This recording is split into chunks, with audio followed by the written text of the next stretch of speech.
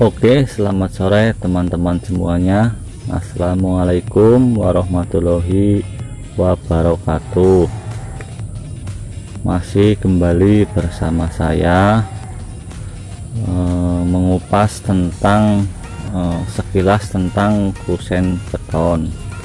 Nah, kali ini yang mau saya jelaskan adalah tentang kusen beton yang reject atau BS, atau juga bisa dikatakan kusennya yang pecah. Nah, ini saya menjawab dari pertanyaan-pertanyaan kalian tentang kusen beton yang pecah atau reject, apakah masih bisa dipasang dan bagaimana kekuatannya saat kusen beton yang reject itu dipasang. Langsung saja kita ke temanya. Nah, apakah kusen beton yang pecah atau reject bisa dipasang? Jawabannya bisa. Jadi untuk kalian semuanya yang belum paham tentang kusen beton, masalah kusen beton yang pecah atau reject bisa dipasang asalkan kusen beton itu tidak hancur. Nah, kalau hanya retak atau pecah-pecah di bagian tengah atau ujung atau di bagian manapun itu, nah kan di tengah kusen betonnya kan ada besinya.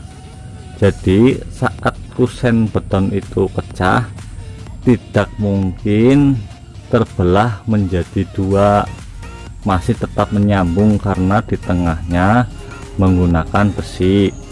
Jadi masalah kekuatannya saat kusen beton sudah dipasang dan sudah dihimpit bata kanan kiri dan juga atasnya, kekuatannya menurut saya sama saja. Jadi meskipun kusen itu retak masih bisa digunakan. Jadi buat kalian yang sudah beli kusen beton tetapi pecah, kalian jangan khawatir, pasangkan saja.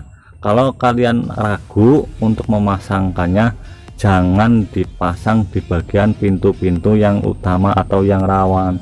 Gunakan yang untuk yang pecahnya dipasangkan di bagian kamar-kamar saja kalau kalian ragu, istilahnya begitu.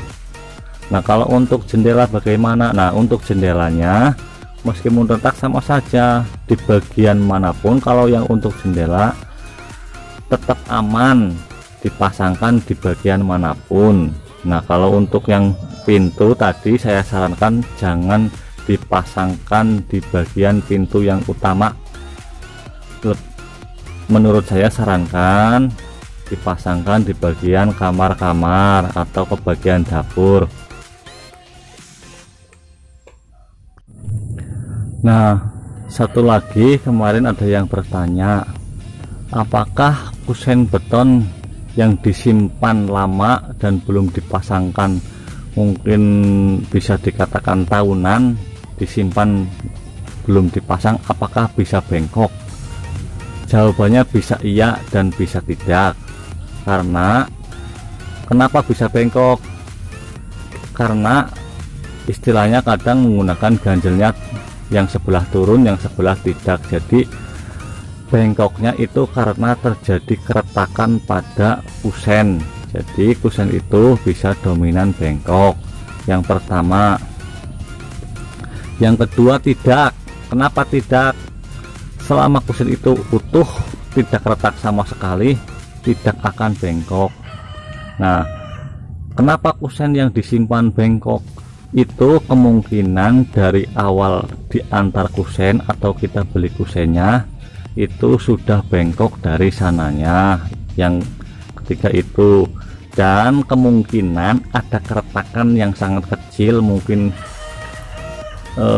tidak terlihat oleh kalian yang bukan di bidang kusen beton, biasanya kurang teliti, jadi bengkoknya atau retaknya sangat kecil, sangat hampir tidak terlihat oleh istilahnya orang-orang yang awam di bidang kusen beton. Itu kemungkinan bisa bengkoknya seperti itu. Tapi kalau masalah bengkoknya kusen beton beda dengan bengkoknya kayu. Kalau bengkoknya kusen beton sesudah apa istilahnya bengkok, mana seumpama kusen beton itu bengkoknya ke kanan, itu ya selamanya akan bengkok seperti itu, tidak seperti kayu. Kalau kayu saat cuaca panas bengkok ke kanan, nah saat cuaca dingin bengkoknya ke kiri. Jadi ganti-ganti gitu, disesuaikan dengan cuaca yang ada di wilayah kalian. Beda dengan kusen beton, di wilayah panas, di wilayah dingin pun kalau sudah bengkok ke kanan ya ke kanan, tidak mungkin berbalik ke kiri gitu. Jadi masalah kusen beton yang lurus 100% itu belum pernah saya temui. Jadi hampir kusen beton itu istilahnya hampir mirip-mirip sama lah, cuma sekilas kadang ada yang lebih bagus, ada yang standar, ada yang istilahnya kalau buruk mungkin nggak ada lah istilahnya. Jadi kualitasnya standar dan yang lebih bagus. Kalau yang 100% istilahnya bagus total, tidak bengkok dan sikunya 100%, itu saya pahami belum ada. Oke, jadi itu sedikit penjelasan dari saya tentang kusen yang reject atau yang pecah, apakah bisa dipasang atau tidak.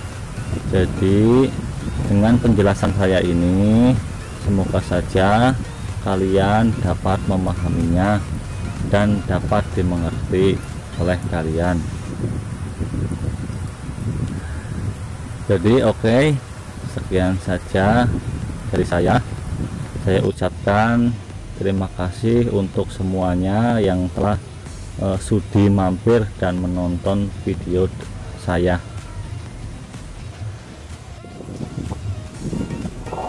Kita berjumpa lagi nanti di lain video dan tentang pembahasan yang lain yang